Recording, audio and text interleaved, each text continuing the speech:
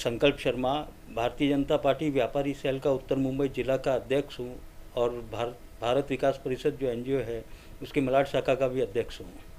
Sir, कल हमने देखा ब्लड कैंप का, सर कैसा रिस्पॉन्स रहा, क्या कुछ कहना चाहोगे इसको? कल का ब्लड कैंप हमने बहुत ही शॉर्ट समय में आयोजित किया था।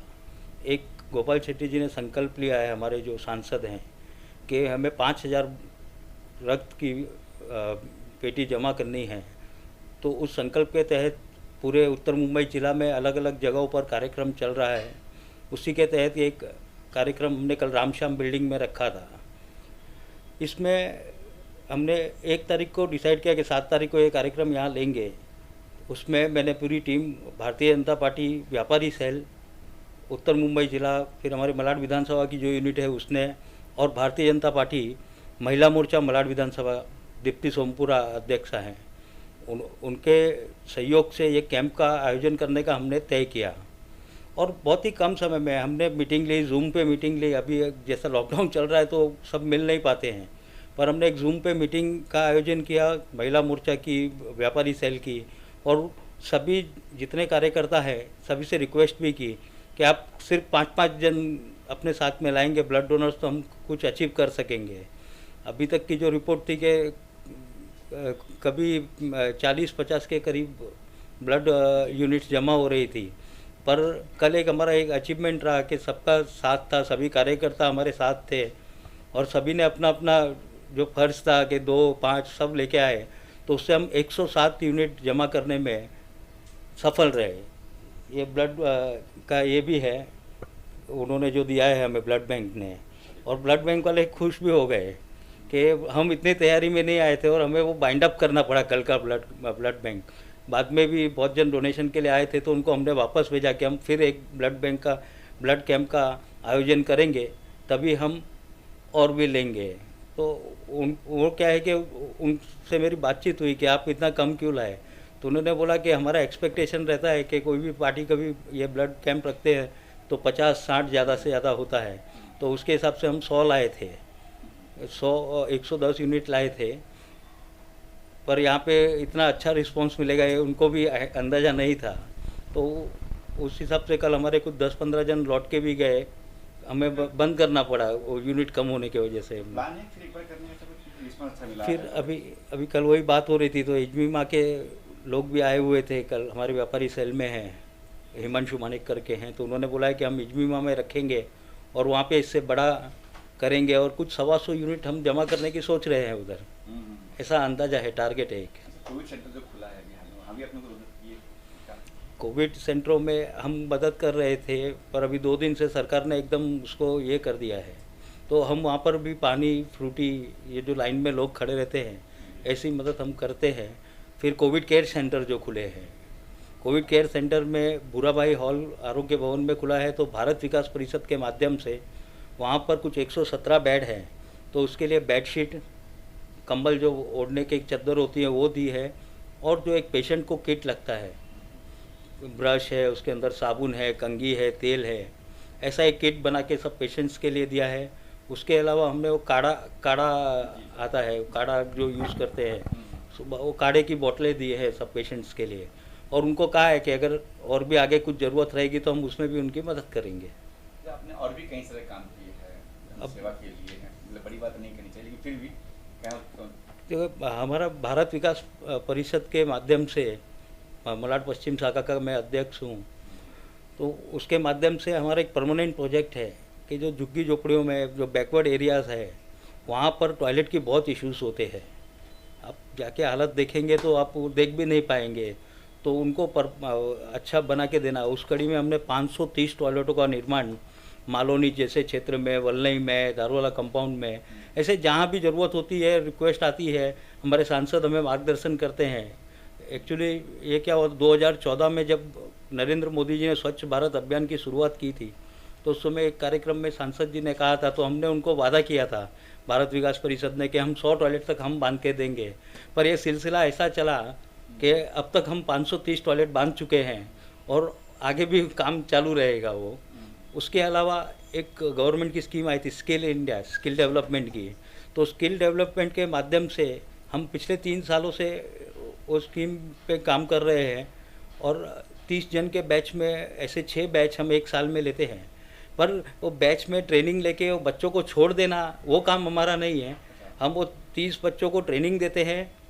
उनकी बड़ी बड़ी कंपनी जैसे शॉपर स्टॉप है, रिलायंस है, ICICI बैंक है, इनसे हमारा टाई अप है। वो आते हैं, वो इंटरव्यू लेते हैं और हमारे बच्चों को एम्प्लॉयमेंट देते हैं। हाँ, प्लेसमेंट भी हम साथ में ही देते हैं। तो हर साल मतलब देखें तो 180 बच्चों को हम जो एकदम ज़रूरतमंद है, हम सभी को ट्रेनिंग नहीं देते हैं, पर जो एकदम ज़रूरतमंद है, जो हमारे पास आए हैं कि और उनके घर की भी परिस्थिति देखते हैं कि सच में इस व्यक्ति को ज़रूरत है, तो हम उन लोगों को मदद करते हैं और उनको ट्रेनिंग दे के उनके प्लेसमेंट तक की, नौकरी तक की जवाबदारी लेते हैं। क्या लॉकडाउन चल रहा है, लास्ट ईयर भी देखा आपने बहुत कुछ राशन वगैरह की खबर दी लोगों को, इस बार कुछ दान की राशन की किल्लत हो रही है लोगों के पास? पिछले साल जब लॉकडाउन शुरू हुआ था, हम तुरंत हरकत में आए थे और हमने 8600 किट्स बांटी थी। पूरी राशन किट की 15-20 दिन का राशन होता है, उसे किट 15-20 दिन का आता है। और उसमें फिर ये जब लॉकडाउन आया, ये सेमी लॉकडाउन था, तो हमने बोला कि थोड़ा वेट करते हैं, अगर आगे ज़्यादा कुछ हुआ तो हम उस प्रोजेक्ट को भी आगे बढ़ाने वाले हैं। भारत विकास परिषद के प्रांत यानी कि मुंबई प्रांत जो है, उसके माध्यम से आज की तारीख में आहार करके योजना चल रही है, जिससे हम जो भी कोविड पेशेंट्स हैं उनके घरों में हम भोजन उपलब्ध करा रहे हैं कि खाने का डब्बा पहुंचाने का फ्री ऑफ कॉस्ट में। पर अभी अगर आगे ऐसा लग रहा है मुझे, और मैंने हमारी मीटिंग में भी बात हुई है कि अभी ज़रूरत पड़ी तो हम राशन किट का फिर से बंदोबस्त करेंगे और जहाँ एरिया में ज़रूरत होगी ज़रूरतमंद लोगों को पहुँचाएंगे। सर, व्यापारी संख्या अध्यक्ष उत्तर मुंबई के, तो व्यापारी को इस बार बहुत तकलीफ होगी। कई बार लोग कहते हैं दुकानें खुली हैं, तो भाई हमने टाइमिंग जो दिया है 7 से, कुछ के बारे में कुछ? मेरा सरकार से यही उम्मीद थी। हमने भी व्यापारी सेल के माध्यम से सरकार को और ज्ञापन भी दिया था, पुलिस स्टेशन में भी गया था, मैं BMC में भी गए कि भाई अगर तुम्हें लॉकडाउन करना है तो उसको, हमने आंदोलन भी किया था मलाड में कि लॉकडाउन करना है तो व्यवस्थित पूरा लॉकडाउन करो, ये आधे आधे टुकड़ों में मत मारो। क्यों? दुकान के अंदर ज़्यादा से ज़्यादा 1-2 ग्राहक एक टाइम पे आता है, तो उससे जो सोशल डिस्टेंसिंग है वो मेंटेन हो जाती है। पर जो लोकल ट्रेन में ट्रैवल कर रहा है, जो बस में ट्रैवल कर रहा है, ये मेन चीज़ है। यहाँ गर्दी का ये क्षेत्र है, तो इसको तुम कंट्रोल करोगे तो अपने आप सब चीज़ कंट्रोल में आ जाएगी। फिर व्यापारी पे ज़बरदस्ती का ऐसा लोड डालना एक तरीका का अन्याय है, और सरकार ने ऐसा सोचना चाहिए और व्यापारियों को थोड़ी ऐसी छूट मिले कि वो 7 से 11 के बीच में दुकान खोले, 9 से 12 के बीच में, ऐसा एक टाइम दे।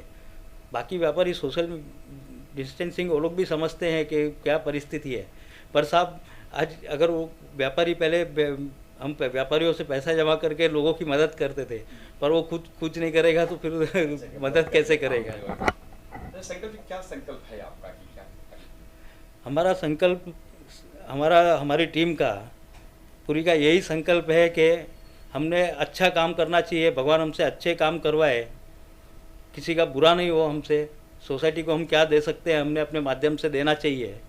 बस यही संकल्प लेके हम आगे चलते हैं कि अच्छे काम हुआ हमारे हाथों से।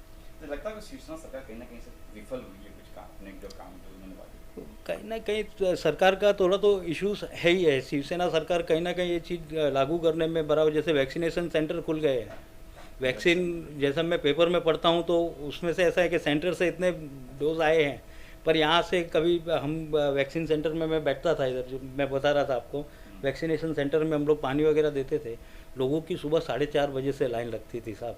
वैक्सीनेशन सेंटर 9-10 बजे खुलता है, तो बहुत तकलीफ होती थी। यहाँ तो उनकी व्यवस्था करें, यहाँ तो फिर परफेक्टली ऑनलाइन सिस्टम बैठा है कि भाई आपका ये टाइम है तो आप ये टाइम पे आए, अपना वैक्सीन लें और चले जाएं। या फिर जैसे बड़ी बड़ी सोसाइटियाँ हैं, उनके अंदर हम एक ऐसा भी कर सकते हैं कि अपना गवर्नमेंट ऑफिसर जाए, कि एक जैसे बूथ सिस्टम होता है इलेक्शन में, एक बूथ को आज कंप्लीट करना है, तो बूथ के जितना वैक्सीन ले और वो सोसाइटियों में करे तो वो एक आसानी हो जाएगी, सोशल डिस्टेंसिंग मेंटेन हो जाएगा और रोड पे भीड़ भी नहीं होगी। वैक्सीन मिल नहीं रही है आजकल की, केंद्र सरकार वैक्सीन नहीं दे रही, हमको प्रोवाइड नहीं करवा रही यहाँ पे। या क्या होता है कि ब्लेम गेम्स रहता है कि मैं मेरी कमियां छुपाने के लिए अपने ऊपर वाले के ऊपर थोप देता हूँ, तो ब्लेम गेम चलता ही रहेगा, इसका कोई अंत ही नहीं है। आखिर में क्या संदेश देंगे आम जनता को, आम लोगों को? मैं सभी से यही बोलूँगा कि ठीक है, कोरोना भी एक आम बीमारी की तरह ही है, ज़्यादा पैनिक मत हो, आपको थोड़ा भी ऐसा लगता है तो आप जो उसके नियम बताते हैं, जैसे स्टीम लेना है, ये है, डेली प्रैक्टिस करो। क्योंकि आजकल तो खांसी होती है तो भी लोगों को कोरोना का ऐसा डर लग जाता है। तो कुछ भी डरने की बात नहीं है। आप लोगों को कुछ है तो ऐसे लाखों सामाजिक संस्थाएं हैं जो आपकी सेवा के लिए खड़े हैं। तो आप बेफिक्र होकर अपना डेली का काम करें, जो नए नॉर्म्स आते हैं उनको फॉलो करें और एकदम शांति बनाए रखें, पैनिक मत हो कोई भी सिचुएशन में।